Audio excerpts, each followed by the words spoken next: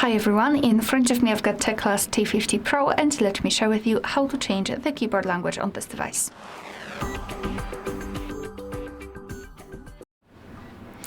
So let's start with opening the app which will provide you with the keyboard. So for example, messages, notes, browser, settings, whatever, just have the keyboard on the screen. And now I've got the language which I don't know and I would like to change it. So to do that, we have to open the settings. They are in this upper panel. Let's tap on this option. And here we've got the languages. As you can see here, we've got the list of all currently applied languages. So let's tap on Add Keyboard to open more options to choose from. And basically all we have to do now is to scroll and find the language which we would like to apply, and I would like to set English.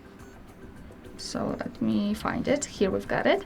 And now we can choose the region from which we would like to use the English. So let me tap on it, and here we've got something which is called keyboard layout, and basically it depends. Sometimes you will have only one, and sometimes even up to 7 or 10 different keyboard layouts. It depends on the specific language.